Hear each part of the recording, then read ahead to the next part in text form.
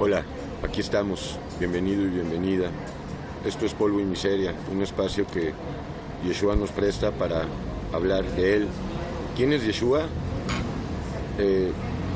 Tú lo vas a conocer si quieres.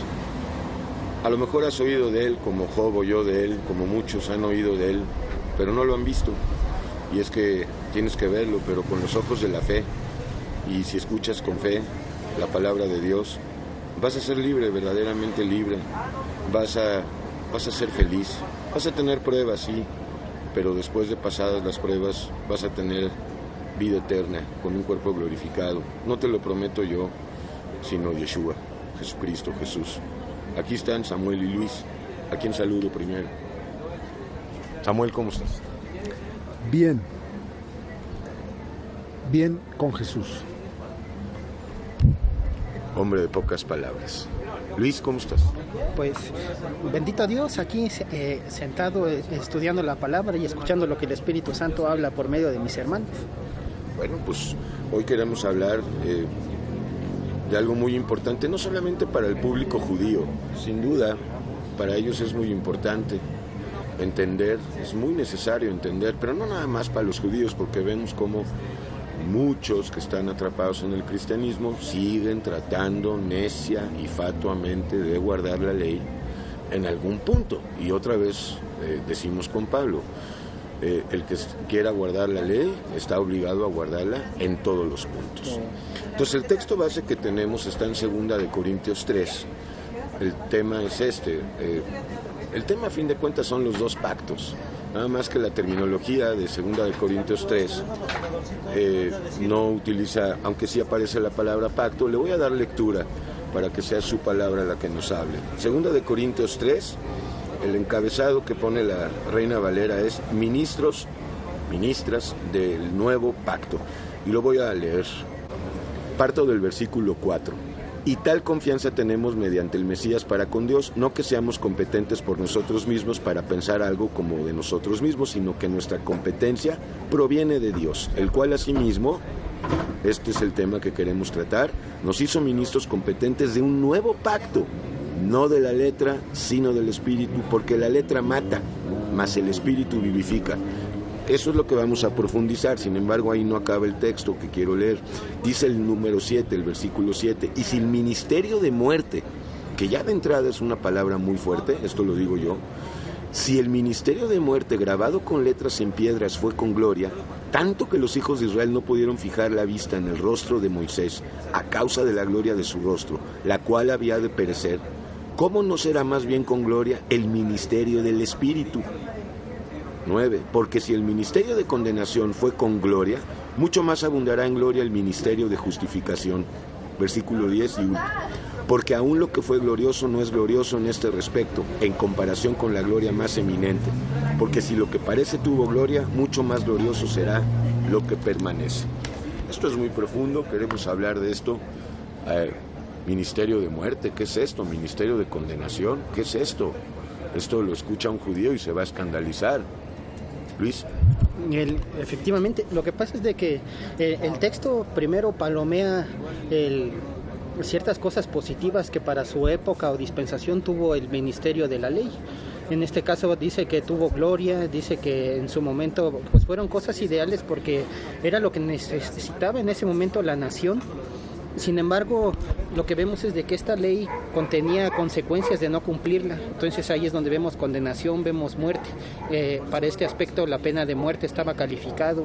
El ser castigado por no cumplirla era algo que estaba totalmente en proceso penal para el desobediente. Sin embargo, estas exigencias que ponía la ley, la primera persona que vemos que pudo haber experimentado desde su infancia la ley y que por la revelación que de su maestro el Mesías pudo ver que había una diferencia ahora con el nuevo pacto fue Pedro.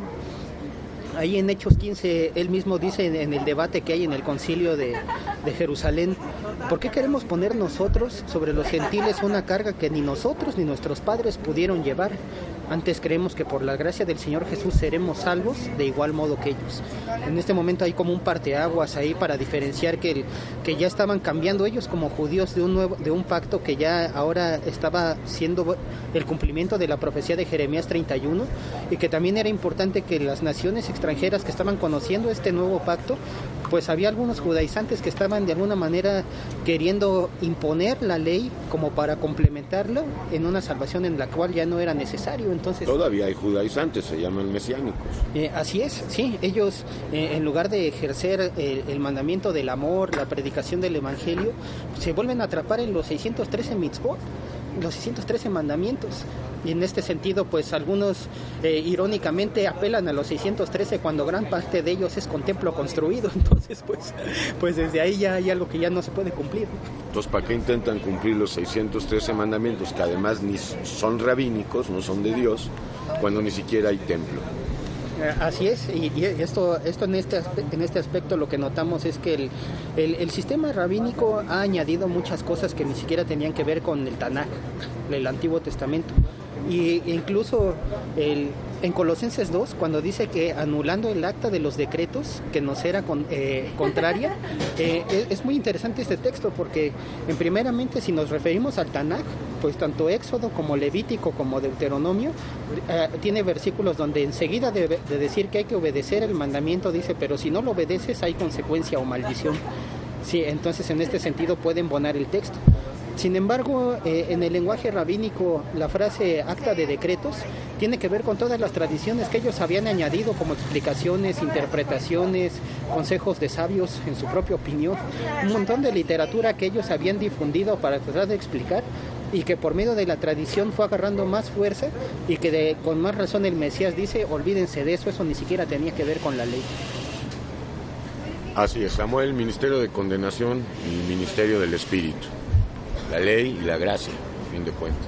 Así es, el ministerio de condenación es la ley. ¿Por qué? Porque ningún humano podemos cumplirla. No está en nosotros. Por más que queramos, la Escritura dice, Dios pone en nosotros, es el único que pone el querer como el hacer. O sea, no está en nosotros esa capacidad. Entonces, suena escandaloso, pero es verdadero, es verdad. La gracia, la bendición o la medicina, si usted le quiere llamar así, viene con el Señor Jesús, viene con su misericordia, viene con su perdón, pero a ese perdón el Señor Jesús nos explicó que solo podemos acceder a Él reconociendo precisamente que somos incapaces de cumplir la ley o los mandamientos. El decálogo, para empezar. Los 10 que no son 10 son... Así es, otra aparente contradicción. Y eso al margen de que los católicos... Sí. ¿Cuáles fueron los mandamientos que quitaron? Dos. Quitaron el primero, el segundo porque no les conviene, de los ídolos, y el 10º lo partieron en 2 para que sumaran 10. Exacto. Sí, es cierto, es verdad eso. Sí. Entonces, decía que para permitirle a Dios que me salve, tenemos que reconocer que somos incapaces, que no está en nosotros. Queremos, sí, tenemos deseos, sí, de hacer lo bueno, pero no somos capaces de hacerlo, de llevarlo a la práctica. Romanos 7, no hago el bien que quiero. Sí, no hago el bien que quiero, sino el mal que no quiero, eso hago. Así es, te recomendamos leer Romanos 7 para que puedas entender esta situación que habla el hermano Sammy, de que por causa del pecado que mora dentro de nosotros, estamos incapacitados para cumplir con esta Torá bendita, con esta ley bendita, justa, santa, maravillosa, sí, el sumum de las leyes, pero nosotros, seres contradictorios, vendidos al pecado, ¿podemos? No podemos. Es muy curiosa las frases con las que hace un juego de palabras la inspiración del Espíritu Santo en Pablo, porque primero como que es una frase que algunos le apodan el chompirazo, ¿no? primero los peina y luego los cachetea. Entonces primero dice, es un ministerio que tuvo gloria, pero después lo llama ministerio de muerte. Entonces ahí es donde está ese énfasis, y se ve clasificado porque en Deuteronomio 12 la ley hablaba de bendiciones, de que era una ley que venía de parte de Dios y que eso lo hacía buena. Sin embargo, cuando viene el cumplimiento del tiempo, en el que ha de haber un nuevo pacto, como dice Jeremías 31, entonces en ese momento hay el ajuste en donde empieza a correrse el velo de ese tipo de ley, donde las consecuencias tienen que ser quitadas porque si no nos condenan. O sea, la condenación, las maldiciones que son absorbidas por el Mesías. Así es, y eso de Gálatas 3 es clave. Muy importante. Sí, en ese sentido es muy importante porque él dice que Él nos redime de esa maldición, haciéndose maldición por nosotros. Él toma el lugar que nos correspondía a todos, ilustrado por Barrabás, para que toda la condenación de Dios y el juicio que había sobre nosotros, como profetiza Isaías 53, ahora haya quien sea molido por nuestros pecados, y en ese sentido haya una apertura nueva hacia el lugar santísimo por medio de la sangre de Jesús. Y la sangre de Jesús es importante porque dice el autor a los hebreos que ese es un pacto que ya no es con sangre ajena, ya no es la de los toros, la de los machos cabríos, la becerra. Así es, la vaca alzana, rojiza, ya tampoco es el mismo sumo sacerdote dice que tenía que ofrecer sacrificio por sus pecados. Entonces es un pacto que tiene que tener esos ajustes en los que se le clasifica ahora, dice 2 de Corintios 3, el texto que estamos leyendo, que ya no tiene una gloria como de verdad se espera, sino que ahora hay mejores promesas con este nuevo pacto. Sombra y figura, así es. Entonces, pues seguimos profundizando un poquitito más de esto, porque es importante que los que escuchan sepan que la ley fue un ayo temporal, lo puedes encontrar ahí de corrido en Gálatas, un ayo temporal para que nos llevara a la fe, a Yeshua, al Mesías. Lo que sí es muy importante es entender que la ley fue dada para que, como dicen Romanos, para que conociésemos el pecado, para poner a todos bajo condenación, y para que el que justifica sea uno, ese uno es Yeshua. Y quiero orientar esto mucho al público judío, porque ellos siguen pensando que la ley es eterna, y sí es eterna, pero se les olvidan porque no conocen las palabras de Yeshua en Mateo 5, no he venido a abrogar, sino a cumplir. Y yo creo que eso es muy importante, no vine a abrogar, vine a cumplir.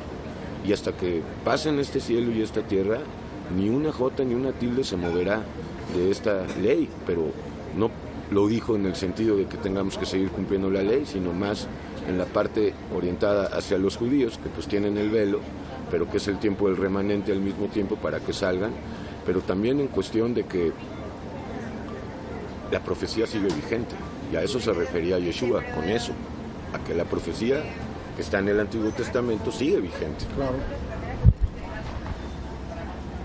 Jesús es las profecías materializadas en la práctica, todo lo que anuncia el Antiguo Testamento, la ley, todos los rituales anuncian algo.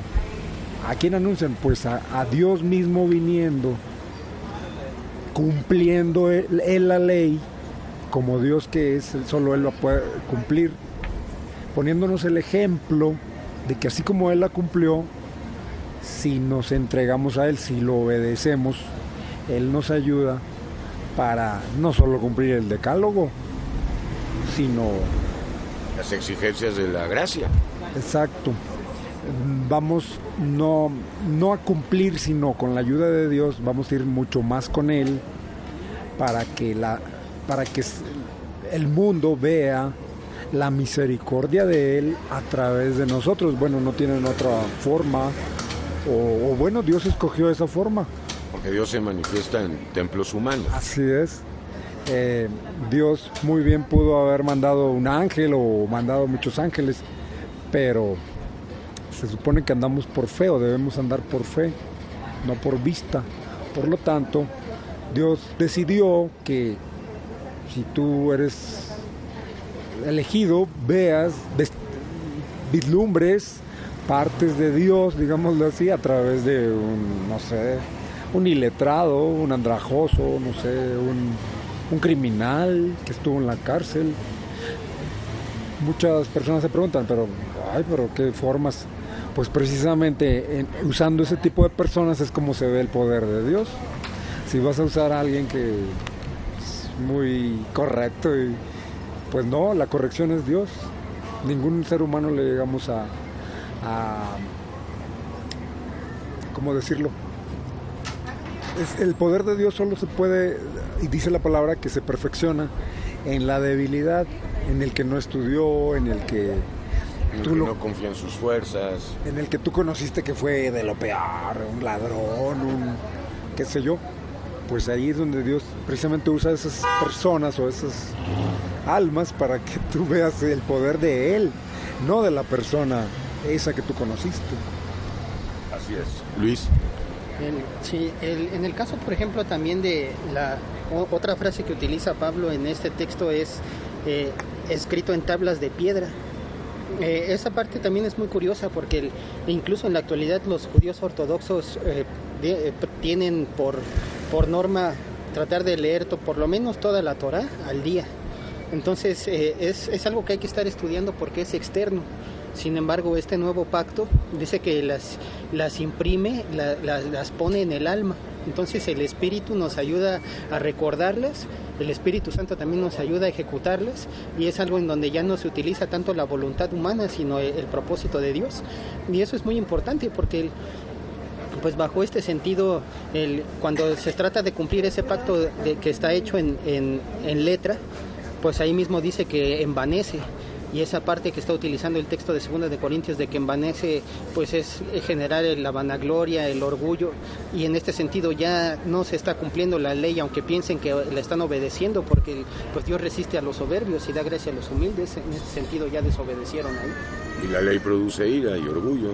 Sí, entonces en este sentido es algo que, como demandaba el esfuerzo del alma que haga estas cosas, vivirá por ellas. Entonces en este sentido hay un esfuerzo que se procura hacer, pero el problema es cuando entra la mano rabínica, porque ahí en ese sentido pues vienen añadidos a explicaciones, vienen añadidos de fábulas, muchísima información a la que se le ha dado mayor peso, y que de repente dicen, no, lo que pasa es de que ahora ya tenemos la Agadá de Pesaj para que se haga como debe de ser, y de repente tal Agadá no tiene lo que sí viene en la Torá, que si había algo impuro, pues al mes de la Pascua se la pudiera volver a celebrar, como dice Números. Sin embargo, pues esa parte no la toman en cuenta, y en ese momento ya no obedecen la ley, sino el acuerdo. Así es, por eso Pablo el apóstol lidió mucho y nos aconseja que no nos perdamos en fábulas, en genealogías, cosas que envanecen y llevan más y más a la impiedad. Tenemos 5 minutos para cerrar esto y pues Samuel, te invitamos que dejes atrás la ley en el sentido de que reconozcamos que no podemos cumplirla. No podemos, es imposible, humanamente imposible. Precisamente para eso vino el Señor y trajo el nuevo ministerio de salvación para Él a través de nosotros cumplirla. Mucho más que, repito, el decálogo, 10 cuestiones. Seamos mansos como Él manda y pongámonos bajo su poder, bajo su guianza, y a Él lo va a hacer a través de nosotros. Luis, un llamado. Sí, un llamado. Hay algunos judíos mesiánicos que optan por decir que en los tiempos del Antiguo Testamento también no hubo gracia, y utilizan la primera vez que aparece gracia en la vida de Noé. Sin embargo, aquí hay que notar 2 cosas. Que Noé halló gracia delante de Dios. Así es. Sin embargo, la primera cosa que hay que notar aquí es que Noé vivió primeramente antes de la ley dada en el Sinaí. Entonces ahí de alguna manera la primera vez que aparece gracia es difundida antes del periodo de la ley. La segunda cosa que hay que notar es que aún el profeta Isaías, en tiempos de la ley, en el capítulo 29, utilizó esas palabras que después Yeshua repitió, tomándolas de la ley, como él sí la estaba cumpliendo. Él decía, pues enseñan como en doctrinas, mandamientos de hombres. Entonces aún Isaías había denunciado que ni siquiera el pueblo en su tiempo de dispensación de ley la estaba cumpliendo, sino que ya había tradiciones añadidas que estaban usurpando el lugar del Tanaj, y que por lo tanto tenía que ser cambiado porque no se podía cumplir. Así es, no solamente tradiciones, sino también doctrinas. Entonces, bueno, cerramos esto. No estamos hablando de dispensaciones, no somos dispensacionalistas, estamos hablando de los dos más importantes pactos que se habla o que habla la Biblia. Estos dos pactos que hablamos, que están en 2 Corintios 3, el pacto grabado en tablas de piedra y el pacto, pues, que lamentablemente muchos creen que Dios está grabando o grabó en su corazón. No está grabándolos en tu corazón, ni vino a sanar el corazón. Este sigue siendo perverso y malvado, sino que las escribe en el alma.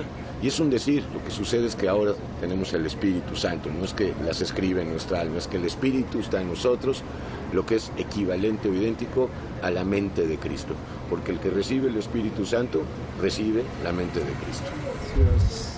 Definitivamente lo hemos disfrutado gracias a Jesús. No es jactancia, sino es convicción. ¿Y gratitud? Es gratitud, es reconocimiento, como decía hace un momento, es Él en este cerdo, en este pecador. Igual que yo. Gracias, Samuel, amado. Gracias a Jesús que nos invitó. Igualmente. Felicito. Pues también es importante aclarar que Yeshua la cumplió porque Él es perfecto. Si su sangre no fuera perfecta o si Él no fuera Dios, entonces estaría lleno de pecados. Así es, no habría redentor. Sin embargo, Él tiene estos atributos porque Él viene para establecer el nuevo pacto, como lo enseñó cuando hizo ajustes en la Pascua para enseñar cuál iba a ser ahora el símbolo del pan, de la copa y del vino, el fruto de la vid. Entonces en ese momento él traza como Mesías de Israel prometido cuál es ahora el paso a seguir. Y es importante notar, por ejemplo, que el autor, el Espíritu Santo, cuando guía al que escribió la carta a los hebreos, es el Espíritu Santo, él es el autor de todos los libros. Así es, él como autor inspira al escritor para que trate de exhortar a mucho pueblo que estaba desistiendo de seguir el nuevo pacto para regresarse al judaísmo, y de repente aquí se profundizan muchas enseñanzas en las que tratan de rescatar a este remanente que se está volviendo a la ley con argumentos muy fuertes. Argumentos como de que ya no es el sacerdocio de Aarón, sino que el sacerdocio prometido de la tribu de Judá, de la cual Moisés no habló, sino que ahí, de acuerdo al Salmo 110, el orden de Melquisedec, que es el sumo sacerdocio. Así es. También el capítulo 8 está diseñado para hacer diferencias entre el antiguo pacto, que era de sangre ajena, de letra, de animales. Así es, sangre de animales. Y sin embargo el nuevo pacto está hecho con la sangre del Cordero, tiene mejores promesas. El Cordero es Jesús, el Hijo de Dios. Y pues ya como punto final, pues hay demasiadas escrituras que nos hablan que sí hay diferencia entre los dos pactos. Solamente los mesiánicos tratan de mezclar los dos. Sin embargo está Hechos 14, que todo lo que no podíamos ser justificados por la ley de Moisés, en el Mesías es justificado todo aquel que cree. Y también en Hebreos 10 dice que si aquel pacto que también leímos al principio tuvo gloria, dice en este autor, si por el testimonio de 2 o 3 mueren, pues cuánto más despreciar la sangre del Hijo de Dios y hacerle afrenta al Espíritu de gracia. Es otro como cuadro sinóptico que hace una diferencia entre la potencia del pacto de la sangre del Mesías a diferencia del de la ley. Muy bien, bueno, te recomendamos lecturas, Romanos, Gálatas y Hebreos principalmente. Polvo y miseria, gracias Samuel. Gracias a Jesús. Gracias Luis. Gracias a Yeshua. Y entonces los invitamos y hacemos un llamado a que no pongan vino nuevo en odres viejos. Entonces hay que cada pacto con su promesa, y el mejor pacto es el del Mesías. Así es, ya lo cumplió el Mesías. No sigas esclavizado o esclavizado a la ley, porque la ley te condena, no podemos cumplirla. Hasta la próxima. polvoymiseria.com los invitamos a que se inscriban a la página, manden sus comentarios, sus sugerencias. O sus mentadas. Así es. Sus críticas. Hemos recibimos. Sí, ahí está el estudio de los el karate y la Biblia, ¿no? Ahí se han recibido todo tipo de vituperios y de exhortaciones, pero todos en el amor de Dios se reciben, todo se responde, y pues los invitamos a que se suscriban. Te invitamos a que te crucifiques con Yeshua, sobre todo, porque pues haces bien en suscribirte a Polvo y Miseria y seguir, porque hablamos, pues Él habla a nosotros, pero sobre todo queremos que vayas a Él, a Yeshua, el verdadero, no el que habla el cristianismo, sino el verdadero. Búscalo, Él te va a poner un vendaje que te urge en tu alma. Hasta la próxima. Polvo y Miseria.com